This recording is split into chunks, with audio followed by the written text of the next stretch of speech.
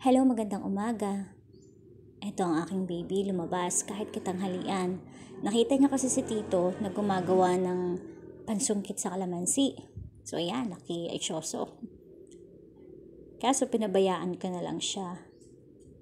Hinayaan ko siya na maglaro sa labas kahit katanghalian. Hindi pa naman siya naliligo niyan. Oo, nagpandong pa ang anak ko. Napakabait talaga ng anak ko. Alam niyo yung si Chayla.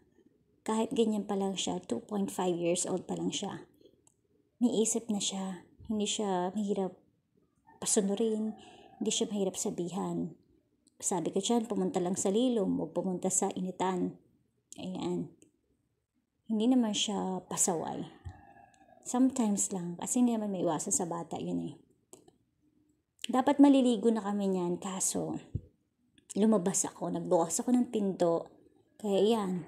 Kapag lumabas ako at binuksan ko na yung pinto, yan, sabihin yan. Shoes. Gusto na kagad niya lumabas. So, hindi pa naman siya maniligo niyan. At ito nga, busy pa si mama. Kaya yan, pinabayaan ko siya. Sigaw ako niyan, anak, huwag sa initan, sa lilom lang, yan. O siya, pinabayaan ko siya maglaro. Alam niyo yun yung bata. Hindi man natin kailangan na higpitan masyado yung anak natin eh. Kasi may mga isip yan. Natatandaan nila kung ano yung mga ginagawa natin. Subukan natin na may ginawa tayong isang bagay. Mamaya, makikita mo, ginagaya na niya. Ganun ang mga bata. Napakabilis nilang maka-adapt ng mga bagay-bagay. At ayun na nga yung kanyang lampin. O magbabay pa siya sa lampin. Inano na niya sa baba. Pero okay lang. Hindi ko siya, I am not a strict mother. Hindi ako strict ang nanay. Kasi ang sa akin, masaya ka. Sige. Pero ayoko lang na masasaktan ka.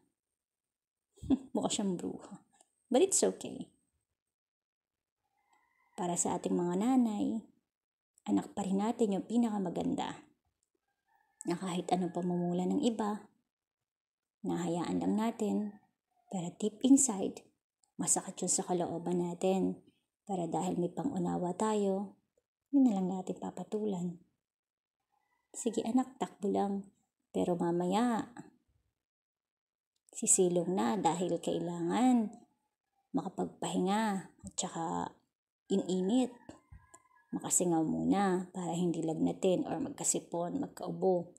Awa naman ni Lord si Chayla, hindi naman siya sakitin. Bale, sa loob ng 2.5 years old na siya, hindi siya sabihin mo yung na-hospital kami dahil nagkaroon siya ng sakit. Na-hospital lang yan.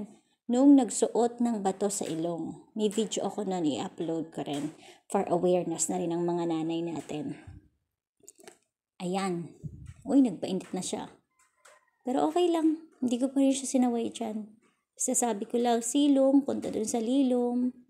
At painit nga. Sige lang anak, I will not ruin your happiness.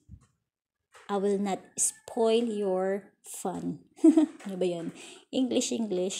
Ayan.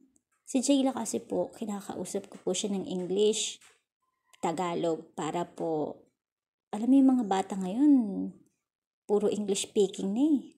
Pumunta ka sa labas, yung ibang bata, puro English na eh. Tita, I gonna open this. Ganyan ang mga bata ngayon. Kaya pag hindi mo tinuruan yung anak mo, nakanganga na lang. Pero, tinuturuan din po namin siya ng Tagalog.